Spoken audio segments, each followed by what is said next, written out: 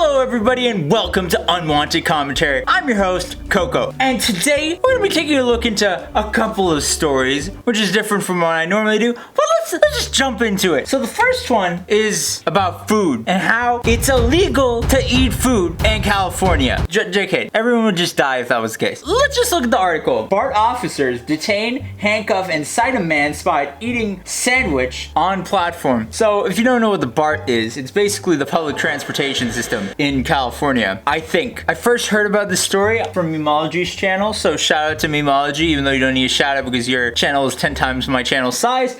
But yeah, BART says it's looking into an incident earlier this week in which a man was detained and handcuffed after a transit agency police officer spotted him eating a breakfast sandwich. How could he do such a thing? Don't you know? That's illegal. The rest of this is boring, so let's just go to the video. I'm on BART. I'm on the You're not on BART. I just explained to you that you were detained. Let my shit go, bro. Did I not? Bro, let my shit go. You are detained and you're not free to go. Which part of that is? Bro, you come up here and fuck with me. You single me out of all these people. You're eating. You singled me out! How dare you do such a thing? Well, you see, you're eating. I swear to God, somebody needs to turn that into a meme. Bro, so what? It's against the law. So what? I tried to explain that to you. BART. Let my shit go. It's a violation of California law. Bro, I have the right to detain you. No, you don't. Yes, I do. Can you please let my backpack go? Okay, so just because it's technically against the law to eat in a transit center area or on public transit doesn't mean you gotta be a dick about it. I mean, do you really want to be known as the cop that takes the cheap shots to go after clearly a minority person who's just enjoying a sandwich? That's like being the officer that goes after people for like jaywalking, that just sits there waiting for people to jaywalk and he's like, ah, I got you. But on a more serious note, I hate jaywalkers, especially when I'm driving. Dang hoodlum kids be jaywalking in the middle of the night. They always pick the worst time. So when I'm driving, I have to like brake and slow down so I don't hit them. I mean, I'm gonna do that anyway so that I don't murder somebody. But also because, you know, I don't get in trouble if they get hurt, right? But I always make sure to honk at them like, you stupid kids, please stop Jaywalking. you hoodlums. Anyways, back to this. You gonna cooperate? Yeah, So you cooperating with me? Let's fuck along. You're gonna go into jail. I'm not going to jail for eating a fucking sandwich. No, for resisting arrest. I'm not resisting arrest. You are resisting. I haven't done anything wrong. I haven't done nothing wrong. I've done nothing wrong. I've done nothing wrong. Okay, technically, this guy has done something wrong. Technically. He isn't supposed to be eating. But the fact that the officer is trying to get him for resisting arrest, it's like, man, were you trying to arrest him for eating a sandwich? Instead of like, you know, giving someone a ticket if they park him properly. He's like, no, he's eating a sandwich. He is too dangerous to be kept alive. We gotta arrest him. In no way, shape, or form is giving this guy a ticket Or a warning. an acceptable measure to counteract his blatant breaking of the law. No. We need to arrest him. Right? Wrong. Why you gotta try to detain someone for breaking a law that 90% of people probably aren't even aware of? I don't know. Makes no sense to me. Let my bag go. Just let my bag go, bro. What are you, bro? What is this nigga doing, bro? Let my bag go. Bro, bring him up here then. stop. He just called for backup. He's like, precinct, we need backup. The sandwich man, he's not listening to me. I mean, seriously, dude? Seriously, I doubt there was even, I think he said something about there not even being a sign that says, don't eat. California, if you're gonna have a stupid law that says it is illegal to eat in an area of public transport, at least put up a sign. You know, they got no smoking signs. How about no eating signs, right? Then people can like understand. They're like, you know what? I shouldn't be eating here. This is kind of like in college where it's like, oh, no eating in the auditoriums because that's how you get ants, and we don't want ants in the auditorium. Regardless, this is ridiculous. This officer, he must have been bored. He must be a troll because he must understand how ridiculous this is. To try to detain someone for eating a sandwich, just give him a warning. Give him a ticket if you're like really cranky, like, you know, just let him go, man. Let people eat a sandwich. Can't a gamer eat a sandwich without being bothered by the police? I mean, seriously? Commercial break. Now our next story is another case of illegal food. You might have heard about this. Basically, Krispy Kreme orders cease and desist to college student who drove over 400 miles to buy and resell donuts. This kid drove 400 miles to buy donuts and resell them because apparently in the state of Minnesota, they don't have Krispy Kreme donuts, which is a tragedy. It's like when I lived in Seattle and I couldn't get Popeyes anymore. What the heck, man? How are you not gonna have a Popeyes chicken in Seattle? I mean, like, my friends told me it's like, you know, the more affluent an area is, the less likely it's to have unhealthy food like Popeyes. There's also only like 3 Chick-fil-A's in the whole Seattle area. It's like, what? What is wrong? Anyways, back to the story. When Gonzales discovered that the good folks of Minnesota, where there are no Krispy Kreme donut shops, love Krispy Kreme, he hatched an idea. Now this is what we call entrepreneurial spirit. Basically, what he did was, he's like, oh, there's a gap in the market, but there's a desire. So there's demand, but no supply, which means I can provide the supply of donuts to the demanding donut lovers in Minnesota and jack up and make some profit. You know, he would make the 233-mile drive to Clive, Iowa. What kind of name is that, Clive? Like Chive? What are you, British? To buy up and haul donuts. Then he would drive another 233 miles back to resell them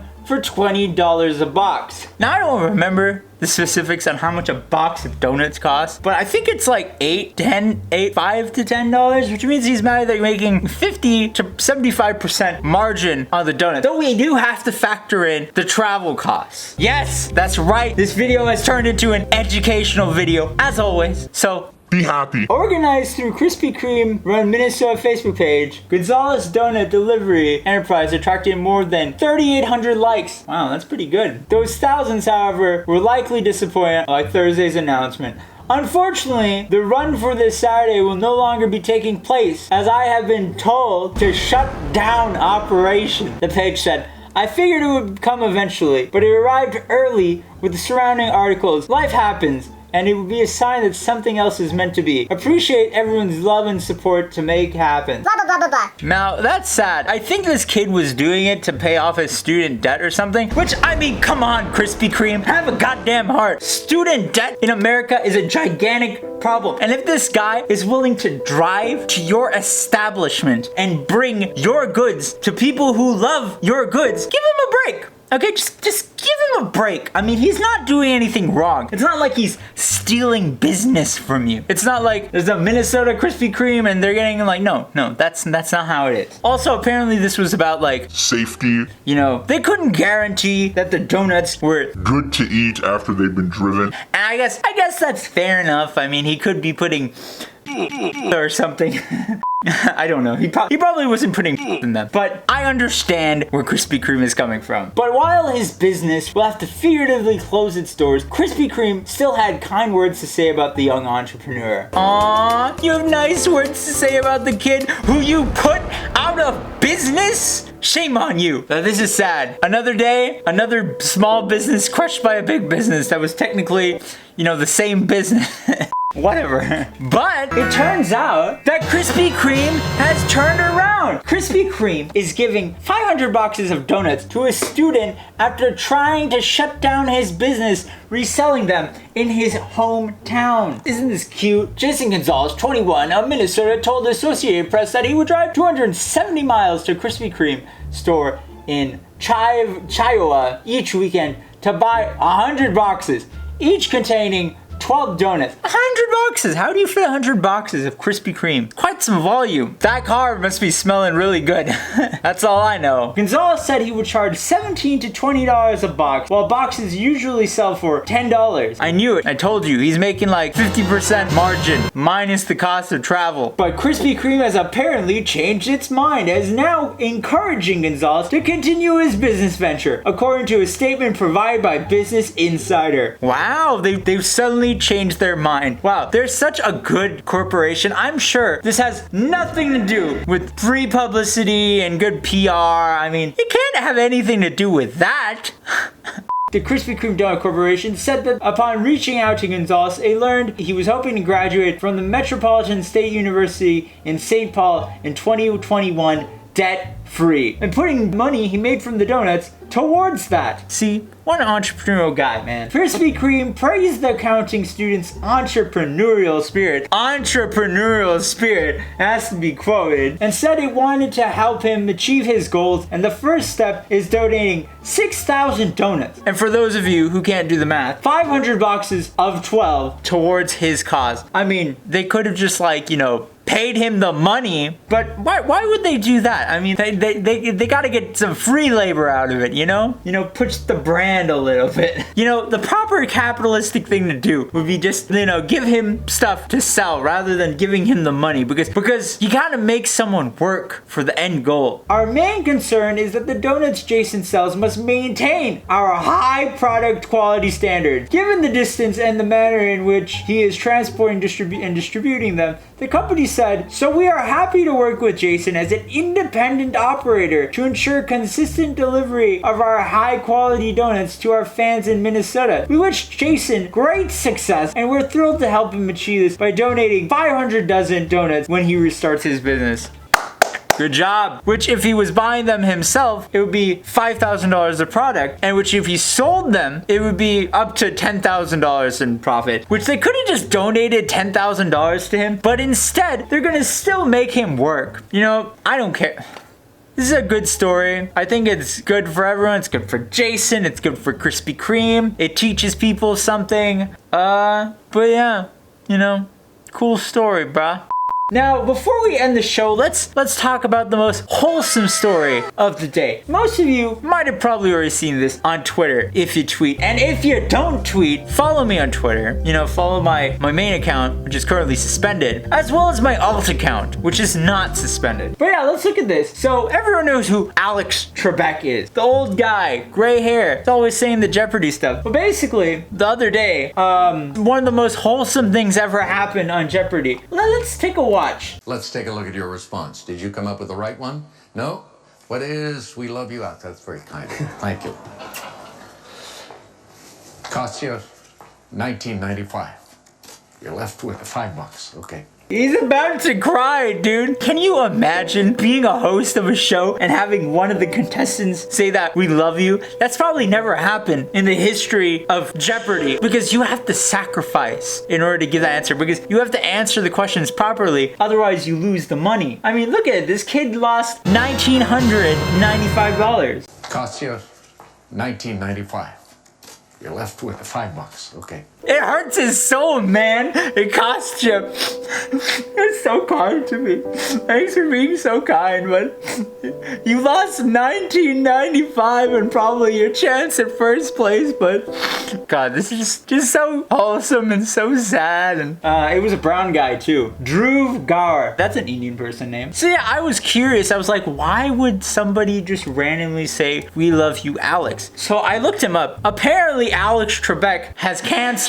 And like, he was going to retire because of his cancer, but he's not retiring. And it's just so sad, He seems like a nice guy. And people have been watching Jeopardy for, I think, like 20 years at least. I think it's been around for 20 years, but he got that love and, knowing that the audience likes him. Dhruv, he may have lost $19.95, but he got his viral moment, Anyways, if you liked the video, leave a like. If you like the stories, leave a comment. If you hated the stories, let me know in the comments below. As always, thank you to my patrons. Y'all are very awesome. Every time someone becomes a patron, I feel like Alex Trebek felt when they said, we love you, Alex, because, it's kind of the same thing. This guy lost money to show Alex how much he cares about him, just like my patrons give up their money to show how much they support me. It's a good analogy. So thank you, patrons. And as always, join the Discord. I made that joke last video because I filmed that, before this one. But as always, share your password.